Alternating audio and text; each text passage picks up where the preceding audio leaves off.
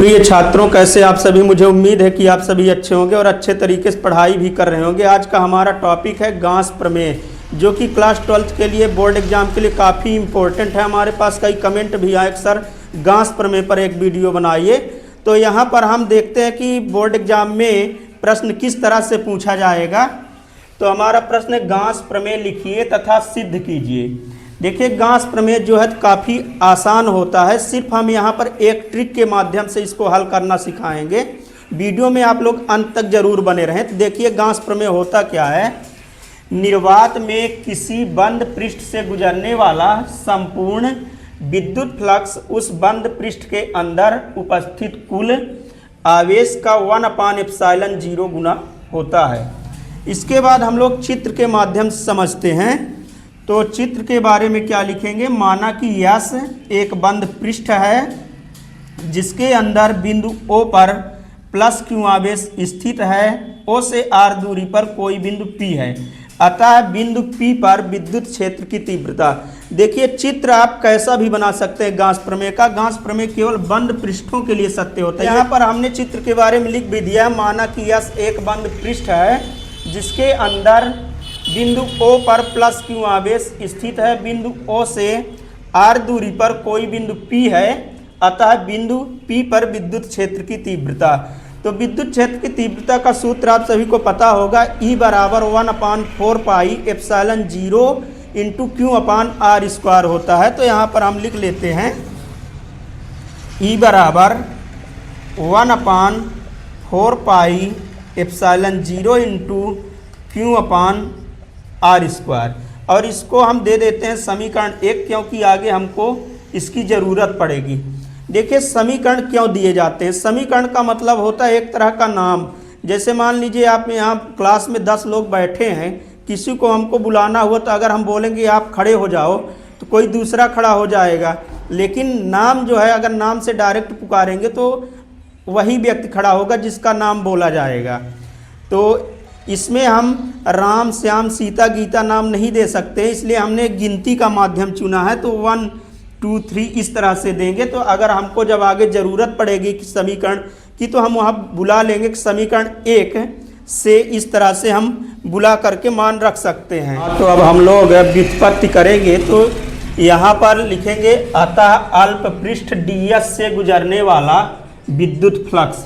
देखिए, अगर पृष्ठ यस है, केवल यस लिखा, इसका मतलब कि हम संपूर्ण पृष्ठ की बात कर रहे हैं। अगर डी किसी भी पृष्ठ के बगल में अगर डी लिखा, जैसे मान लीजिए यहाँ लिखा है DS, तो डी का मतलब है अल्प पृष्ठ। तो यहाँ पर हम अल्प पृष्ठ DS से गुजरने वाले विद्युत फ्लक्स की बात कर रहे हैं। तो यहाँ विद्युत फ्लक्स को किससे प्रदर्शित करते हैं, फाई ई से। इंग्लिश में बोले तो electric flux.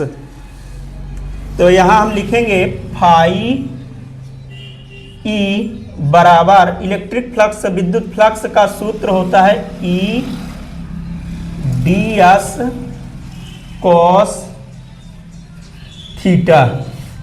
E DS cos theta. अब यहाँ पर हम अल्प पृष्ठ की बात कर रहे हैं, या इसलिए यहाँ पर हम D लगा लेते हैं। ठीक, बिल्कुल एकदम ट्रिक से आप समझेंगे। बहुत ही आसान है, इससे आसान आपको पूरे YouTube में नहीं मिलेगा। देखिए, जैसे ही आप इधर से D हटाएंगे तो इस पक्ष में समाकलन लगा देना है। तो फाई ई बराबर समाकलन, और यहाँ पर हम ये जो गोला बना दिए फ्लक्स को प्रदर्शित कर रहा है।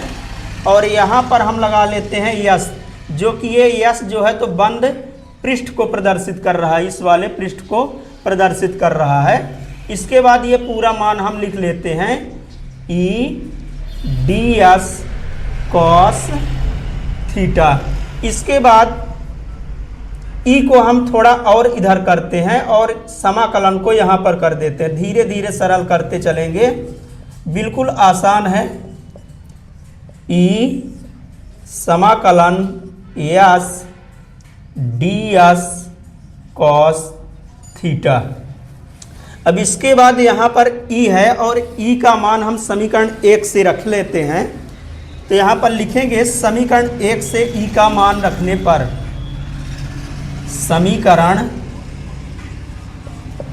1 से ई का मान रखने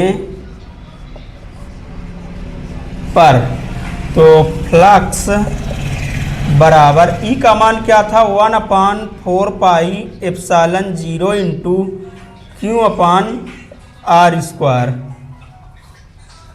समाकलन ds cos थीटा। क्यू का इसमें गुणा कर देंगे तो क्यू एक कम क्यू हो जाएगा 1/4 पाई एप्सिलॉन 0, और r² को हम इसके बटे में कर देंगे। यहाँ पर हमको एक सूत्र बनाना है, इसलिए ऐसा करेंगे। Q/4 pi epsilon 0 ds cos theta बटे में r² लिख लेते हैं। अब यहाँ पर लिख लेते हैं फाई ई बराबर Q/4 पाई एप्सिलॉन 0 समाकलन। अब इसके बाद क्या करना है, यहाँ पर इतने का मान होता है डी ओमेगा, तो हम लिख लेते हैं डी ओमेगा और साइड में लिख देंगे चूंकि ds cos theta upon r² बराबर डी ओमेगा, किंतु घन कोण का मान, ये जो डी ओमेगा है घन कोण है, घन कोण का मान होता है समाकलन डी ओमेगा बराबर होता है 4 पाई। अब इस मान को यहाँ पर रख देंगे, तो फाई ई बराबर Q/4 पाई एप्सिलॉन 0 गुणे 4 पाई। 4 पाई से 4 पाई कैंसिल हो जाएगा। अब इसके आगे हम यहाँ पर लिख लेते हैं E बराबर Q/एप्सिलॉन 0, और यही होता है गॉस प्रमेय। यदि माध्यम का परावैद्युतांक K हो तो यहाँ लिख लेते हैं एक लाइन और, यदि माध्यम का परावैद्युतांक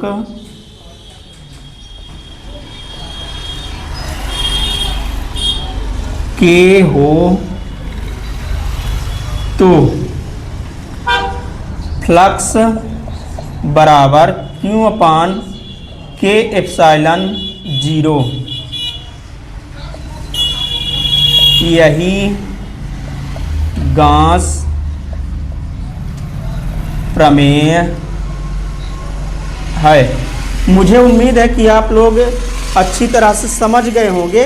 आप लोग कमेंट करके ज़रूर बताएं कि हमारा वीडियो कैसा लगा, और